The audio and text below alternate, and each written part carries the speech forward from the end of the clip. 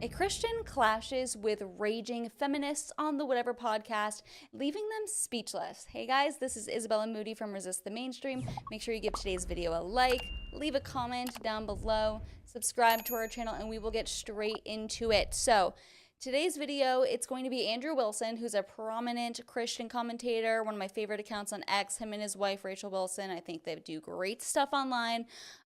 He commonly goes on the Whatever podcast, which commonly has a lot of feminists and hoes on the panel, and he clashes with them about marriage and many other things. This is a good clip, guys. Okay, I promise you, it's a good one. You're going to want to watch the whole thing. He just absolutely destroys them and leaves them speechless. Let's just get right into it.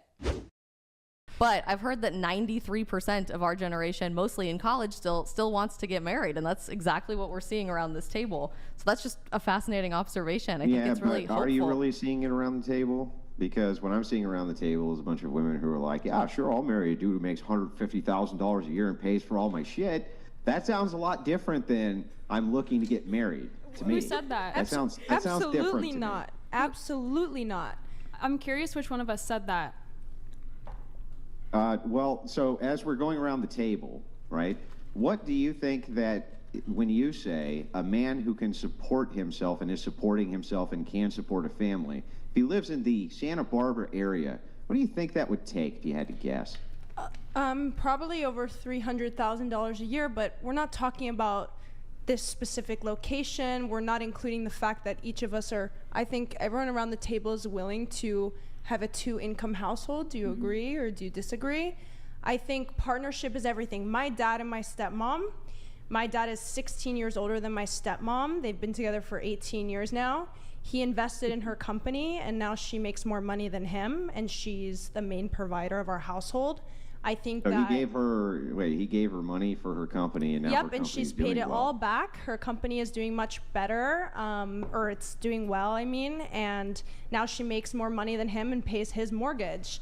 And she's also helping me pay for my college. So women can that's great. be providers. That's called dividends. That's called dividends. That's how that works. When you invest in a company and it does well, you get money back out of it.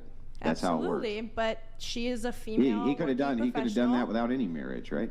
Yeah, but What's that have to do with marriage? That's my question. But I think if you find a partner who's willing to work with you and grow with you and create a sustainable life for you and a future family, I think that's an absolutely beautiful thing for both partners to have ambition. And also, I would be perfectly happy, marrying a woman who makes more money than me or less money than me, or marrying a This is a lesbian? Sheesh, ew. man who... Oh, bisexual? Ew. Swings both ways, aka you're a hoe.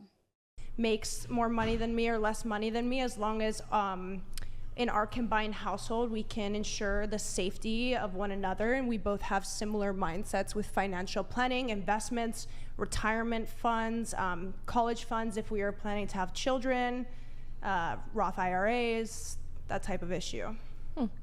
What about the love thing? Is that the most important factor, or the money For thing? marriage? Absolutely. Love for marriage, is that more important than money? Is that the question? Yeah. Nothing in life is free. If you marry someone for the money, you earn every penny. That's what my mom would tell me when I was a kid. I'm sure she would. So it would be money. That's no. The point is that if you marry someone for the money, you earn every penny because you choose a life of unhappiness. Yeah.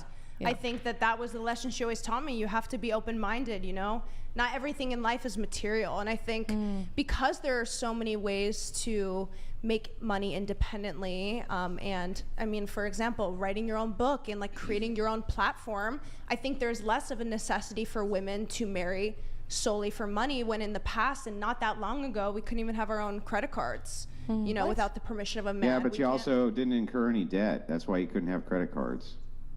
Yeah, but we were owned property by men. No, you weren't owned property. That's ridiculous. There's not a point in human history where women have been property of men. That's not what I said. I said you weren't owned property in this country, ever. Me personally, no, but... No women. Women were not. In the United States, women were never considered legal property of another person. But if you're don't have body autonomy and you can't make your own income, and you have to rely on being married in order to have any type of social standing. Women could always make their own income in the United States. Where on earth did you get the idea that they couldn't? Guys, Did you learn this in feminist studies class 101? But like white women, like we're not really accepted into the working class. if you want to argue, I'm not saying was no room for income and that there was no room for any type of sustainable life or women to, create some type of wealth. Until really wartime, women weren't allowed in the workforce, and that was only because there were no men. Where did you get the idea Where in the workforce were they not allowed? They were still nurses, they were still teachers, Guys, they were still doing all sorts of jobs inside of society. What do you mean? They were limited to domestic right role now, laws. by the way. They were doing, hang on, just calm down, relax. They were doing clerical work, they were teaching, they were nursing, they were doing all the same jobs that they're basically doing right now. Yeah. Okay, well, there are plenty of women who are moving up in corporate worlds as well as moving up in different sections of No, there's not very many women who are moving up the corporate ladder in corporate world. Compared to 50 years ago? There's so few female CEOs for a reason. They don't gravitate towards that kind of work. Okay. You're right, I'm wrong. Women are they are only meant to do domestic work. No, I don't think that's what he's saying. That's not what I said. That's a mischaracterization. I'm just explaining to you the reality. I don't understand why you're being so aggressive. I haven't been mean to you. I'm just explaining to you. Yeah, go for it. What the reality of the situation is. Go ahead, and then Isabel will go. Go ahead. What does this have to do with women not being able to own, have their own credit cards or open a bank account in their own Well, name? because women not being able to have bank accounts and credit cards because they weren't allowed to incur debt. This was great because right now the biggest holders of debt in the United States are women. It's crushing for most women.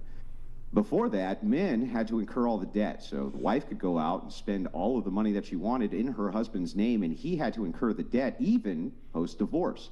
He still had to take care of the debt. She had none of it in her name. This was one of the primary arguments against feminism from the anti-suffragettes, is that they did not want to incur debt. And now women have racked up tons and tons of it. I mean, so have men. It's crushing for men too. So I mean, I don't really think anyone should be forced to incur debt. So I'm not sure why.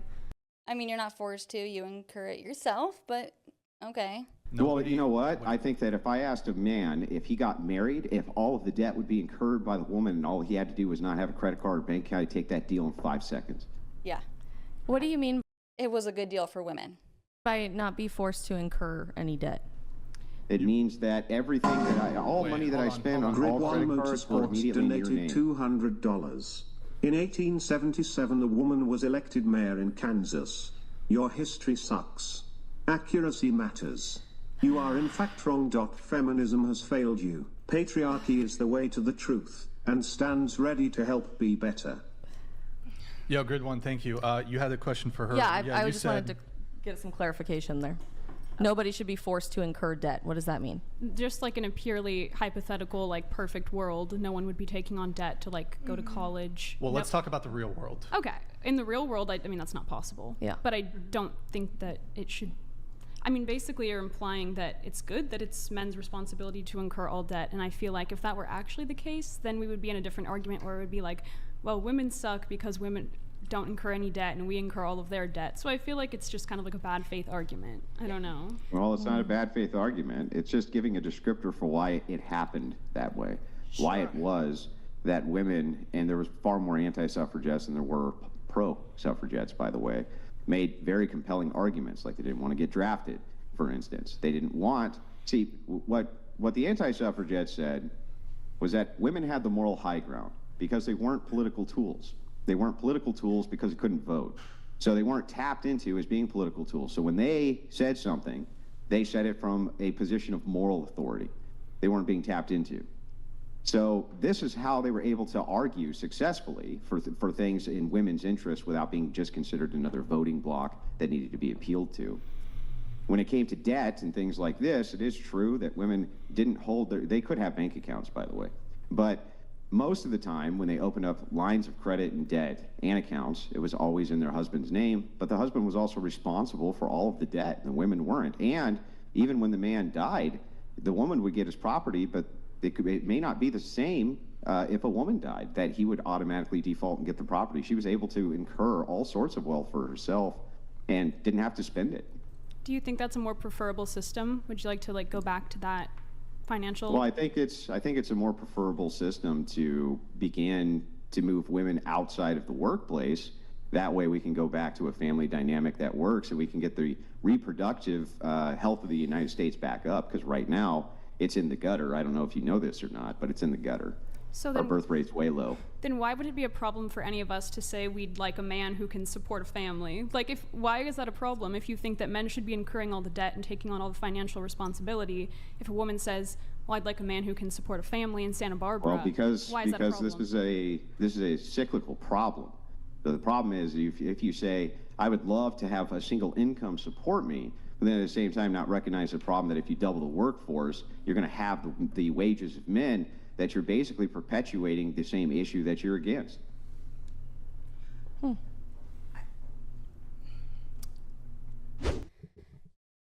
As you can see, the truth leaves feminists utterly speechless. And yeah, I hope you guys enjoyed today's video. I will see you guys in the next one. Bye.